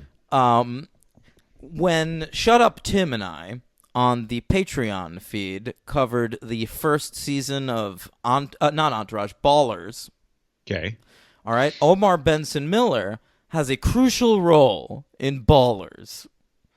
All right. And Shut Up Tim slowly became very invested in Omar Benson Miller's character, Charles Green, until he became what he calls a Charles Green superfan. And by the end of the season of Ballers, he was the only character we were discussing. No Rock. Barely any. I mean, we discussed whether we thought The Rock was a sexual being a lot. But, sure. A lot of talk of Omar Benson Miller over there on the Patreon feed, gang. So if you don't get enough this week. He's one of the actors. He's one of these actors who has sort of like... He's like sort of he's a grown man, but he sort of seems like a baby. Baby head, man. Andrew Garfield, he's in good company. Yeah. And that guy Kevin Wiseman, he reminds me of. I don't know him. Well, anyway, I thought you were going to say Omar had a distinction of being the first black character in any of these movies, because Henry, great point. Yeah, that's what I thought you were going to say. That's what I thought you were going to say. Are there any minorities at all? I feel like there's probably some party girls, maybe, that's like one or two black girls. I can't picture a person of color in an American... me. John Cho? Is he the only one? Yeah, he's a black guy. They came back for American Wedding, by the way.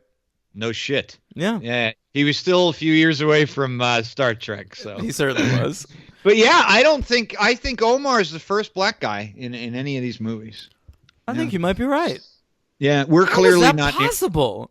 I don't know. We're not near Detroit, obviously. I mean, we couldn't have made one of the lesbians in American Pie 2 a black girl. Well, it's weird that it's not even like accidentally there's a black person. It's like literally none. It is so crazy.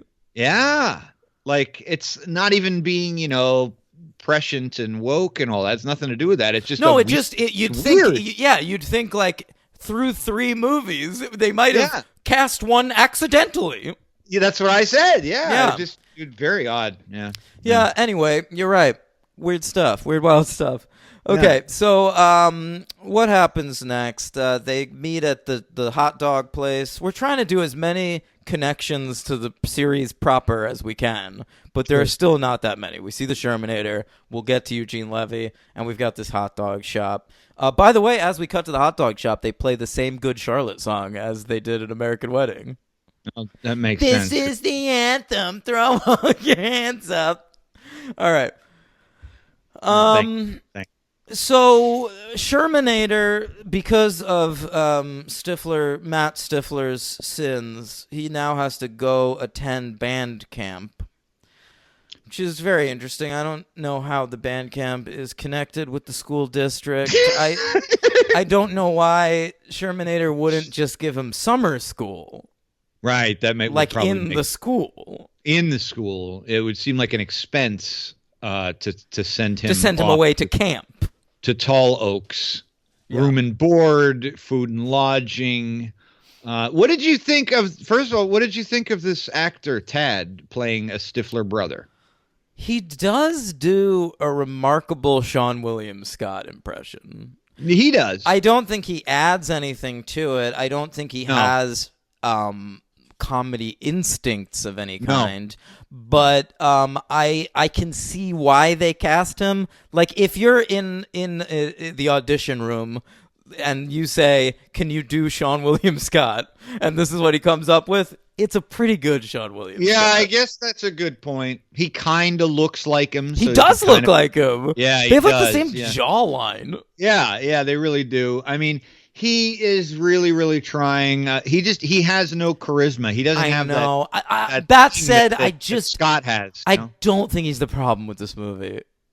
No, I mean, he's not the problem. There's many, many, many problems with the movie. I feel like they could have done worse, though, with this lead character. Like, there's a couple of moments in this movie where I found the performance endearing, and I certainly didn't have to.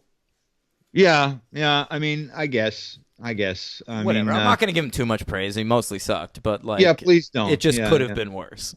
Yeah. So he decides to make the best of this band camp stint. So he buys thousands of dollars worth of spy equipment on the internet and has it shipped to the band camp. Oh, smart. Yeah. But good. That goes off without a hitch. Great. So he's got the spy equipment. He then meets Eugene Levy at the band camp. We get introduced to everybody. The band camp is made up of all the different schools in the nearby area. They all compete in sort of a color war. See, that's where I got band. It was very confusing, and that's where I got confused. And it looked like it wasn't all the final performance at the end of the summer. Like, they're getting points off if they like swear. It was almost like the Hogwarts system of points giving. Well, see, this is where I got confused again. Is where I thought you get the impression early on that it's going to be, it's all the same school, and they're kind of, it's almost like intramural band competition. No. It's all different schools, and all the schools wear different color uniforms. But they didn't seem to have different, they're all wearing the same stupid T-shirt. Yeah, but at the beginning, when they show them all in the stands, they're all wearing their school colors. Okay, wow, very perceptive. Yeah, all right. So the bad guy, the bad kid, is actually from a different school. Yeah, definitely. Yeah, I guess that's right, because when you see them on stage, when Stifler pranks them, it's and they say one person from each school is composing the music that the band is playing, and so that bully guy is composing the music for his school. He gets disqualified at the end for plagiarism, whereas Ariel Kebbel's character Elise is composing the music for East Great Falls High. By the way, I thought she was kind of charming. I liked her. Henry, Ariel Kebbel is an actress with a long, good career who I've been following for some time. I think she's an actively good actress. This is the earliest thing I've ever seen her in. So I mean, when I was looking at her filmography, I was pretty impressed that she'd been working that long. I don't think I've ever seen her in my life. I, of course, loved her in her great 90210 arc. She's been in stuff forever, dude. Oh Lord, you've seen her in a million things. Gilmore Girls, Ballers. Mm-hmm. Unreal she was in. We actually came across her in the 50 Shades movies, dude. And she was in the first season of Ballers. I forgot that. That's what I said, but I don't remember. I saw the 50 Shades credit, but fuck, I don't remember her in that. No, I do. It was the thing in the third one, Henry. Remember that she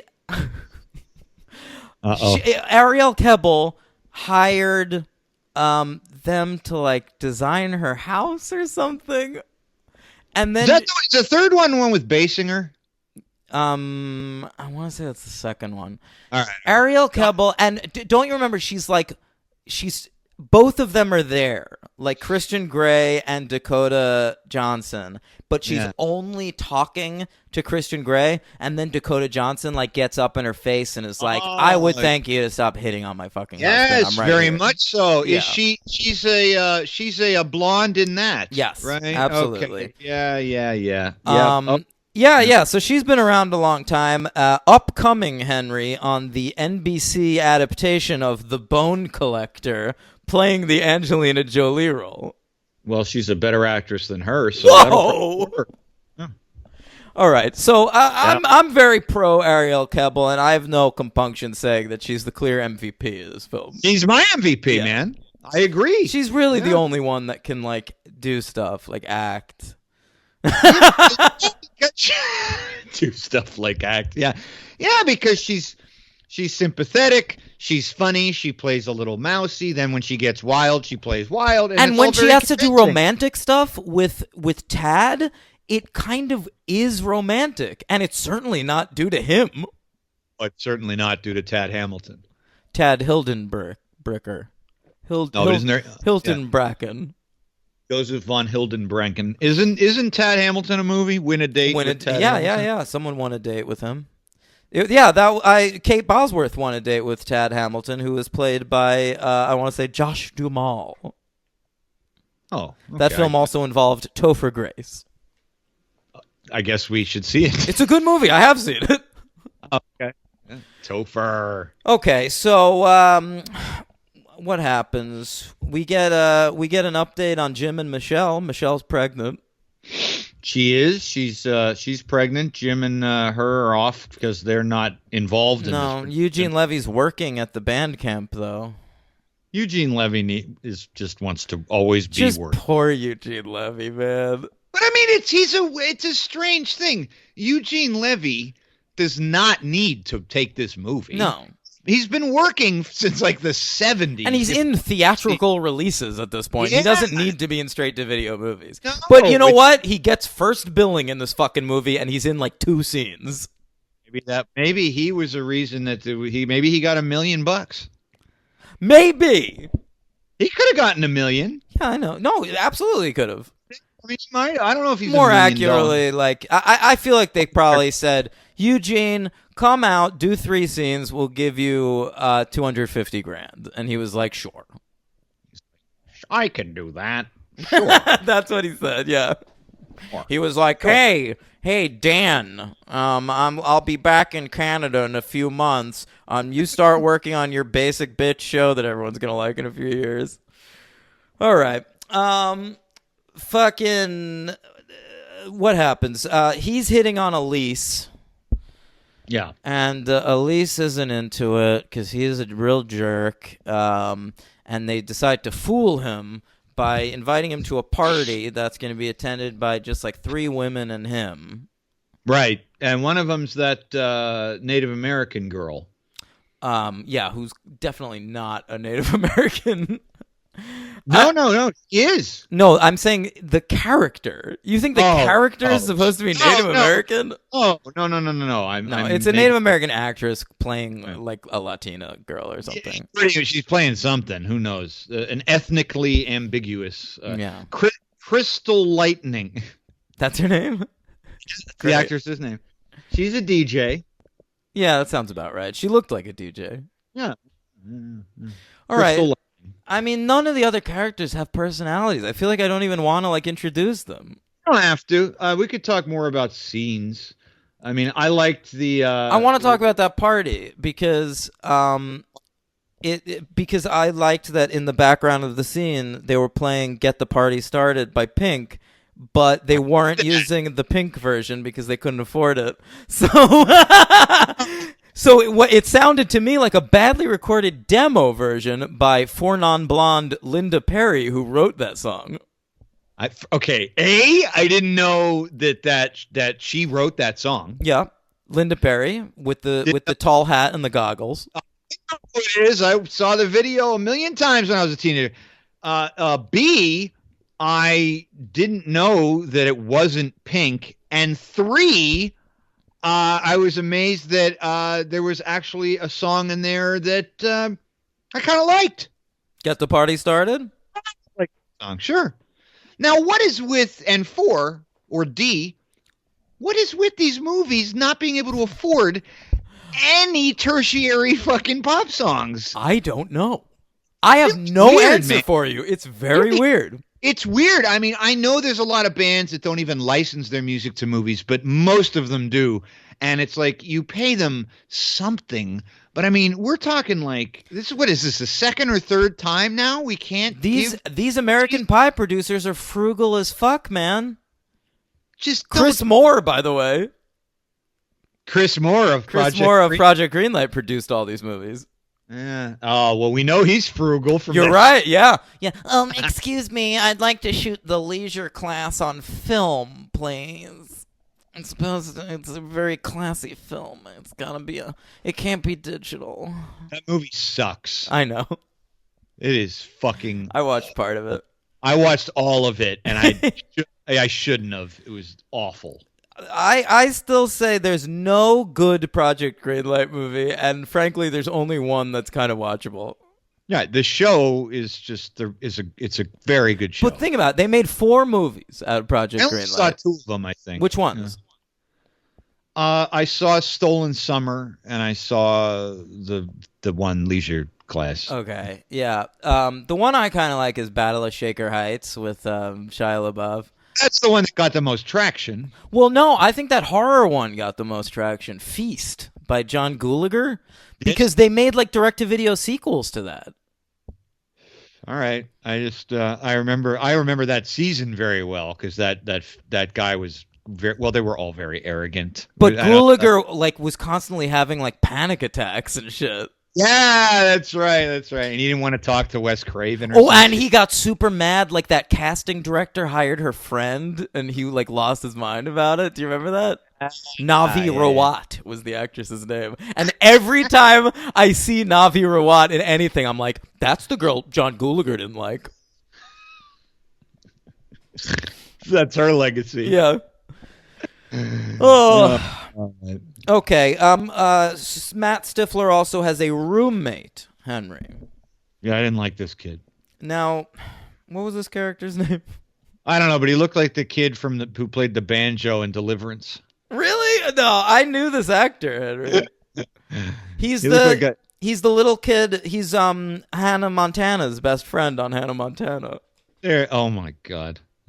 Yeah. No, he looked like a little homunculus. I couldn't tell if he was 9 or 40. Yeah, it was one of those. But he has his own spy cam, so he starts to help Stifler, and Stifler's bullying him at first, but then they become sort of friends when Stifler helps him fuck that Native American girl.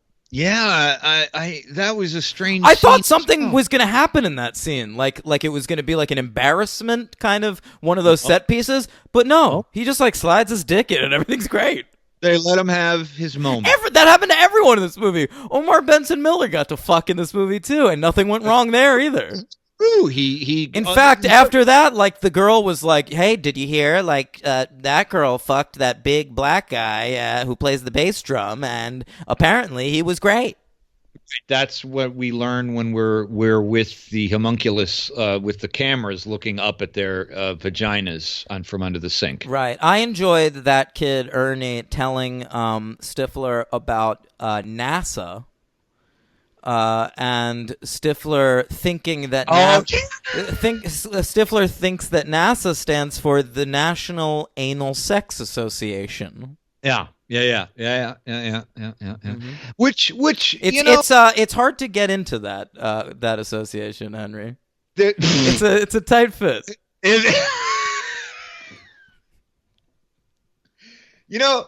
I didn't see that joke coming. I'm getting slow. I didn't see that joke coming.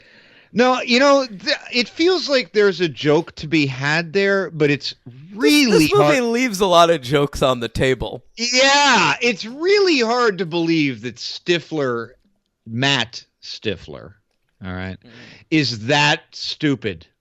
That's hard to believe. He's that stupid. Well, his intelligence changes around a lot. Like he's smart enough to like figure out how to use all this like high-tech spy equipment. Right. And he also pulls the same exact shtick that Sean William Scott did in the last one, where he like acts as like a nice guy to like try to impress Elise. Yeah. He unwittingly gets into a duel, a music duel. Yes. In which he play that funky music on the bagpipes. Why does he? He goes to band camp in this movie. And I'm thinking, like, what instrument is he going to play? So they give him a triangle. Right. Which seems fair enough. That's fine. Like, he can do that and learn, like, the marching band steps and shit. But then, like, a couple of times in this movie, he just, like, busts out some bagpipes and wails on them. And that is a very difficult instrument. It's a notoriously difficult. It's like that and the harp, or like the two hardest instruments. For more on that, tune into Pave CDC and my talk about Bon Scott learning the bagpipes. Oh, boy. I always think it was funny too when he was playing the triangle. Now, I was never in a band. I was in marching band. Yeah, I was not in it. And now I played the drums. Okay, so you can correct me if I'm wrong. But I know from classical music, if you're a percussionist, you learn, unless it's timpani, you learn everything. You have to learn the triangle. I had to learn timpani as well. Okay, so the triangle itself is not going to be an instrument they hand you. You're going to be part of the percussion section. But for a beginner percussionist, I feel like that's a reasonable thing to do. Like, they were gonna give him, I mean, I guess, like, if we're really being realistic, what they probably would have given him was crash cymbals. There you go. Right. Like a big monkey or something like that. Yeah, he's like a big dummy who's loud. They give him the fucking crash cymbals. Yeah, like a little monkey to walk around and go back in circles. Yeah. All right. So he's playing triangle and he busts out some bagpipes and he wipes the floor with what's his name? I don't remember. The blonde kid? Bully. Yeah, who is that? I recognized him from something too. You did? Yeah. Let's see. Let's see now. What was his name? Brandon Vandekamp. Matt Barr. Mm-hmm. I've seen him in Hatfields and McCoys. Great stuff, Henry. And you would have seen him in, I'm sure, One Tree Hill or Commander-in-Chief. Oh, here's what I know him from. Okay. Yes, he was on, of course, one episode of Gossip Girl, as well as 2 episodes of Friday Night Lights. He was actually going to be in a Gossip Girl spin-off that didn't get picked up. But I know him primarily from the 13-episode horror series, Harper's Island, which I loved. Oh. All right. Okay. All right, so there you go. He's also in the OC for an episode. Yeah, this dude pops up. Yeah, I think we are having a delay because I said the OC and you didn't react. No, I honestly think that sometimes I look down on my phone and I do not hear what you're saying. Oh, that makes more sense. Mm-hmm. All right, that's fair. Henry, after this, we just get a series of embarrassments. He gets drunk and fucks an oboe, which I do not think is possible unless his dick is pencil-sized. Oboes do not.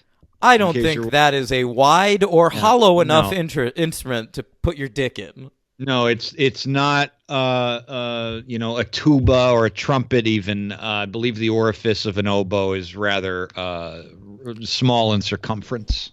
So then they want to fuck with the bullies from the other school, and so Stifler steals their suntan lotion and jerks off into it.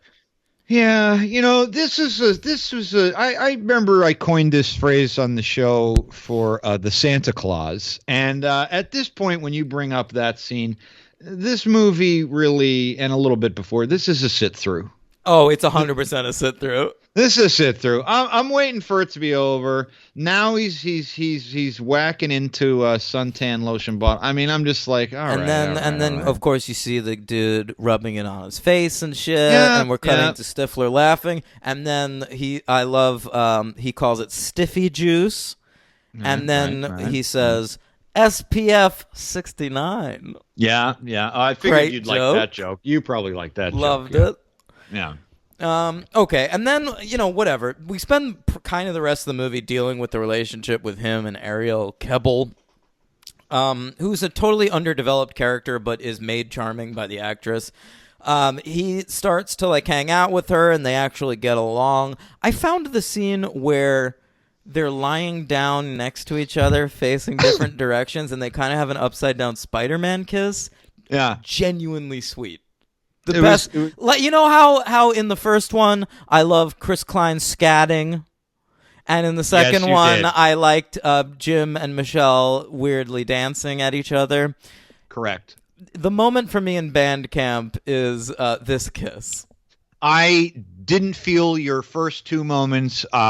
This one a little more so because it's funny. It's a very awkward, and it's done like they're fumbling around. But it's done in a sweet. Young, it's like a genuine teenager kiss. Yeah, and it's funny that they're kind of contorting their bodies, and it's kind of funny. Yeah. And then he's supposed to meet her again the next day, but some cheerleaders from his school come by the camp, and he hangs out with them instead, and fucking he stands her up, and this poor girl is waiting for him on this dock with some saran wrap sandwiches, and I really felt for her in this moment, and it made me mad at Stifler, and he really had to win her back, but he does so. He deletes all the naked videos, all right? The spy cam footage is gone. Bold move. And he shows up, he gets her an interview with the college that she wants to go to, and shows up with bagpipes and the whole band, and they start to play her song. Oh, I skipped the whole part where they accidentally drink Ipecac and vomit everywhere. But we can skip that. That's fine. Can I just say for the record that this might be a first? In fact, I know it's a first on the franchise, episode 187. If you just tuned in, we're covering American... You just turned on the podcast almost 2 hours in. Yeah, maybe on certain we're just like on Stitcher, you just tune in and we're just randomly going. They just have us on a loop. How great would we're that back be? Here discussing Bandcamp. Now, Henry, how'd you feel about the Ipecac vomiting sequence? Huh? 2 hours later, they tune in. We're talking about Die Hard. It's great. Okay, this is a first. I am mentioning that this movie, and not Dan, and it must be because he forgot. I'm mentioning that this movie features a famous porn star. Oh, of course it does. Ginger Lynn, of course. My God, people, what has happened? Right.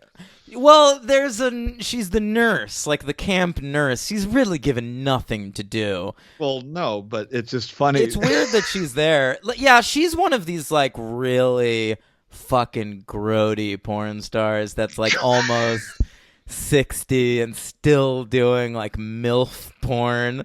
I guarantee if you watch enough stepmom porn, eventually you're going to come across this old lady. Grody. I've never heard that word. Grody? Did you just make up? No, that's the thing. What is that word? It means gross. Oh my God, that's good. I'm going to use that. Grody. Write that down. Grody. Great. So yeah, she's embarrassing herself in this movie, and so Stifler wins her back at the end. They perform the song that she composed for her school audition. Did you like the song?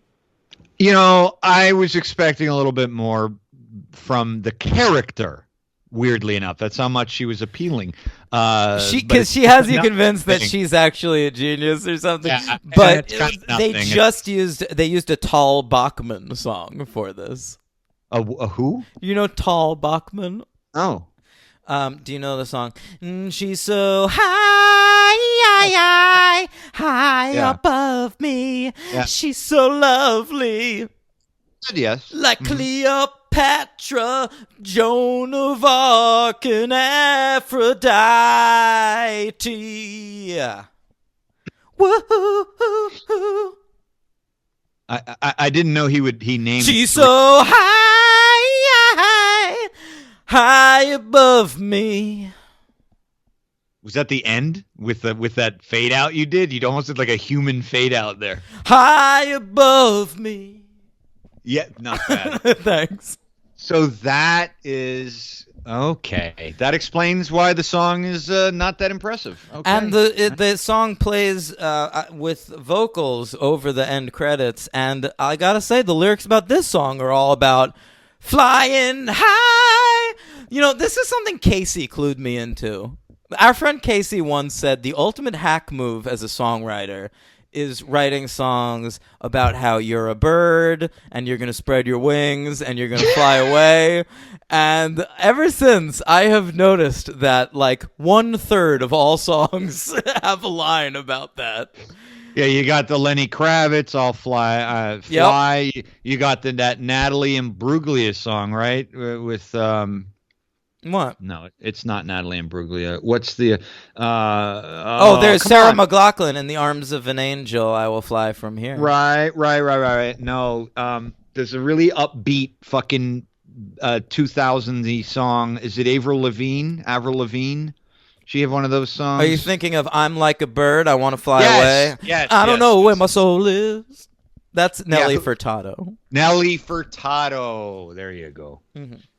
All right, so great stuff there. And what do you give this movie? 1 star. Yeah, me too. It's a sit-through. You're right.